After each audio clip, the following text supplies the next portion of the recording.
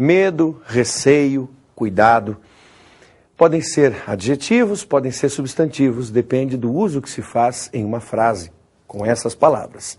O que interessa para nós hoje, mais uma vez abrindo o Projeto Eureka, dizendo olá a você, é parabenizar uma instituição de ensino superior. Parabenizar e informar. A UTFPR está de parabéns mesmo. 50% das suas vagas, veja bem, metade das suas vagas destinadas ao aluno da rede pública. Então não perca a oportunidade, você estudante de todo o estado do Paraná, há inúmeros campos da UTFPR.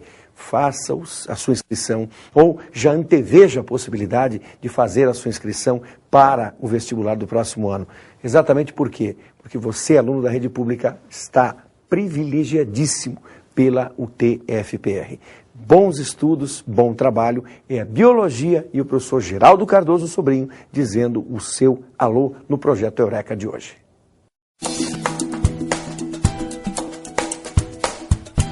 Luz do sol que a folha traga e traduz em verde novo, em folha, em graça, em vida, em força, em luz. Que música linda, né? Esse fator da natureza tão bem descrito na letra da música, nós chamamos fotossíntese. Gente, o objetivo da aula de hoje, sejam bem-vindos, é estudar o metabolismo celular. E primeiro, a fotossíntese. Não esqueça, é da fotossíntese que todos dependemos. Você, eu, todos nós que aqui estamos, dependemos da fotossíntese. E quem faz a fotossíntese? Os vegetais verdes. Qual o pigmento responsável pela fotossíntese? O mais importante é a clorofila. Onde ela está? No cloroplasto.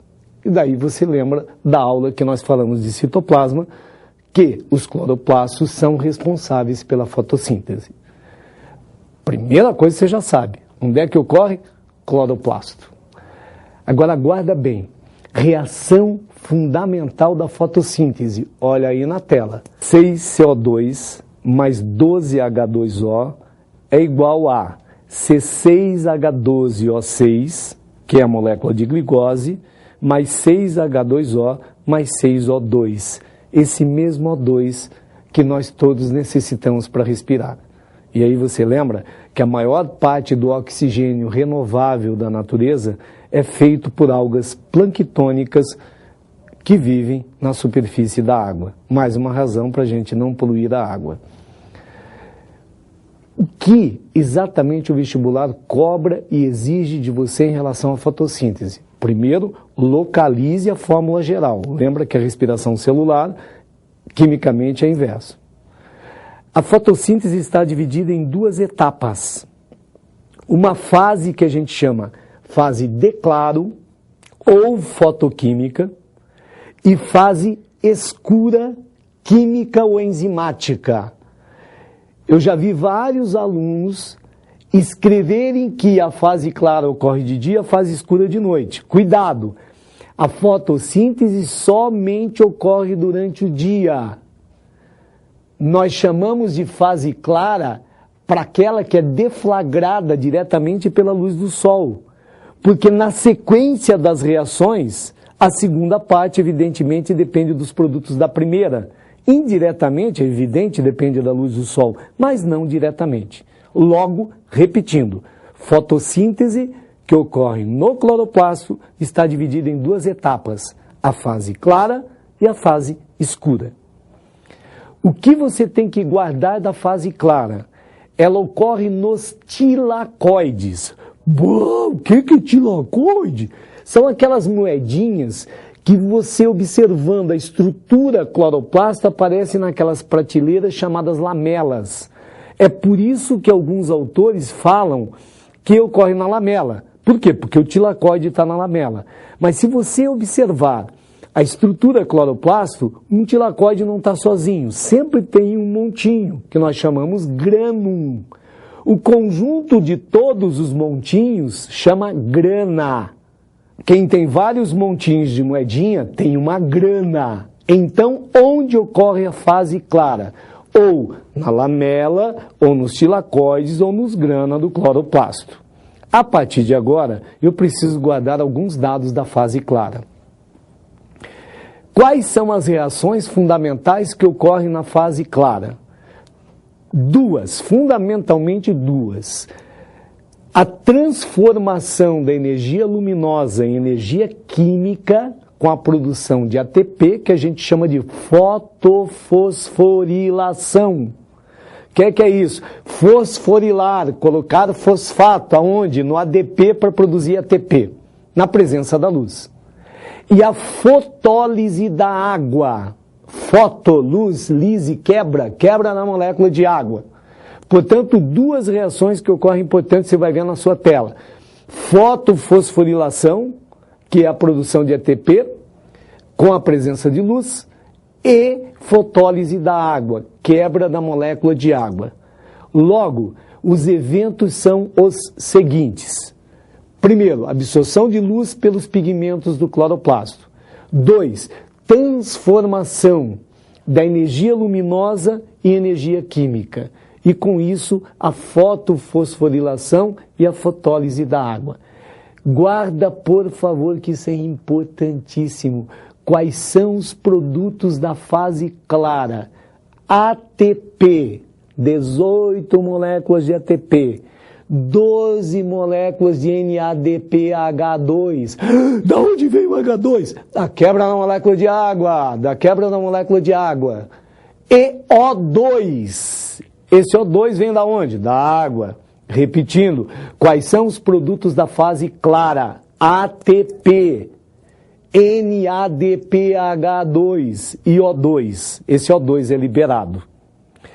Pergunta-se muito qual é a origem do O2 liberado pela fotossíntese. É da molécula de água. Nunca coloque que é do gás carbônico, porque não é. Ele só entra lá na fase escura. Qual o destino dos outros produtos da fase clara, já que o O2 é liberado? São usados na fase escura. O ATP é fonte de energia para a fase escura. E o NADPH2 leva esse hidrogênio para reduzir o CO2 e produzir a glicose. Finalmente, nós chegamos na fase escura. Onde ocorre a fase escura? A fase escura ocorre no gel que preenche o cloroplasto, que corresponde ao nosso citossol.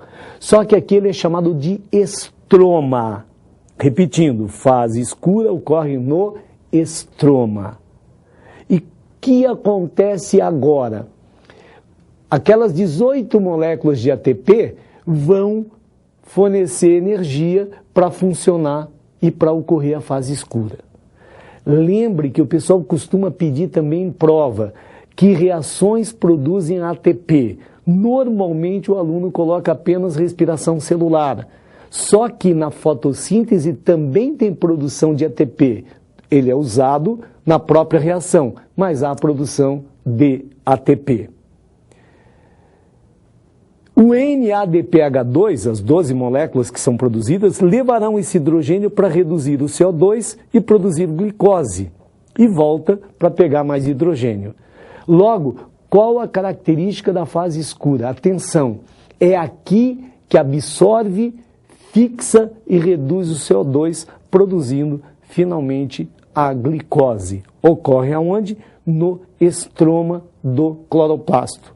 Só quero que você não confunda a fotossíntese com a quimiossíntese. Qual é a diferença fundamental da fotossíntese normal que a gente estuda para a quimiossíntese? É a fonte de energia. Mesmo que apresentem a reação, você identifica, porque a fonte de energia da fotossíntese é a luz. A fonte de energia da quimiossíntese é a oxidação de um composto inorgânico. Outro detalhe que eu quero que você guarde, você vai guardar porque é tranquilo, a diferença entre a fotossíntese e a fotossíntese bacteriana. Tem bactéria que faz fotossíntese? Tem, cara. Tem a bactéria clorofila. Sabe qual é a diferença? Na fotossíntese bacteriana, a fonte de hidrogênios não é a molécula de água, é um outro composto, como por exemplo o gás sulfídrico, assim não libera O2. Fique bem atento a esse detalhe. Se alguém comentar sobre fotossíntese bacteriana, não libera O2. Por que não libera O2? Porque a fonte de hidrogênio não é a água, logo não há quebra da molécula de água, não libera O2. Meu amigo, fica aí tranquilo, a gente faz uma pausa para você tomar uma água, faz um xixizinho básico, mas rapidinho.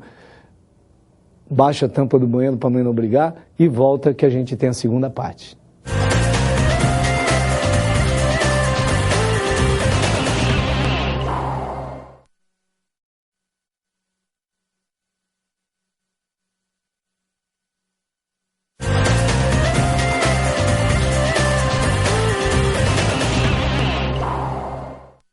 Voltou? Tá tranquilo? Só um recadinho para você. O pessoal disse aqui que eu fiz a aula só para menino porque mandei baixar a tampa do vaso. Agora você lembra que o vaso tem duas partes. Os meninos abaixam as duas. A menina tem que abaixar uma. Então, vale para os dois, tá? Seja educadinho, senão não é briga. Nós estamos falando de metabolismo celular. Já falamos da fotossíntese. Agora, rapidamente revisando respiração celular para você. Sem ela, você morre por um blackout energético. Bonito, hein? Apagão energético em você. Sabe o que é que acontece? Vai falar com Deus. Já era. Portanto, vamos observar quais são as etapas da respiração celular. Na sua tela tem a reação. A reação é o contrário lá da reação de fotossíntese. Aqui eu pego a glicose, observe aí, com oxigênio, a quebra da molécula de glicose, produzindo o quê? Gás carbônico, água e energia. Então, quimicamente é o contrário.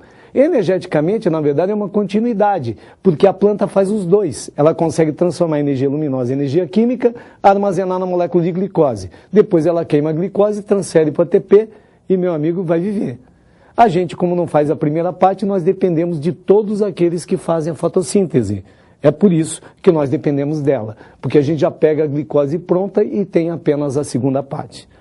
Como nós podemos dividir a respiração celular?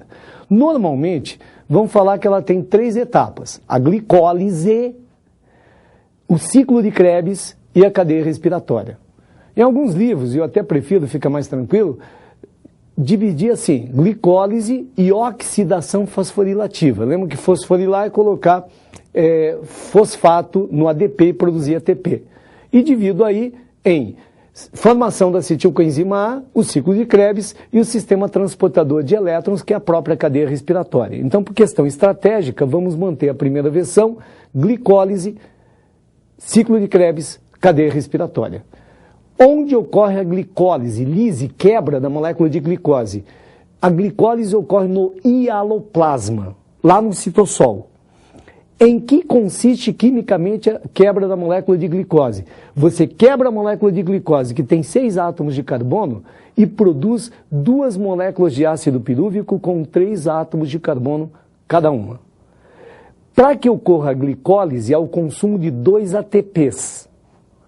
Embora haja produção de 4 ATPs, portanto o lucro energético é de apenas 2 ATPs.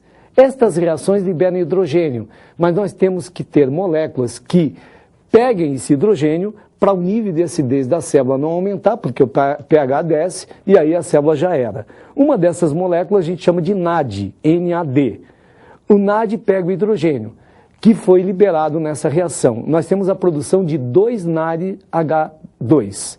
Portanto, se perguntarem para você qual é o resultado da glicólise, 2 moléculas de ácido pirúvico, 2 ATPs e 2 NADH2. Para onde vão esses ácidos pirúvicos? Para as mitocôndrias. Lá ocorre toda a segunda parte da respiração celular. Eu vou contar uma historinha para você. Qual é o desejo do ácido pirúvico? Casar com uma mocinha chamada coenzima A. Quando ele chega lá na mitocôndria, ele vai dar uma passeadinha, faz a despedida de solteiro com umas amiguinhas chamadas enzimas. E lá ele pede alguma coisa nessa festa. Pede o quê? Um átomo de carbono. Esse átomo de carbono vai ser usado para produzir gás carbônico, que a célula libera, vai para o sangue, uma hora passa no seu pulmão e você joga fora. O seu nariz, então, é uma chaminé para liberar esse gás carbônico. Ele libera hidrogênio, como são 2 moléculas de ácido pirúvico, a liberação de hidrogênio para formar 2 NADH2.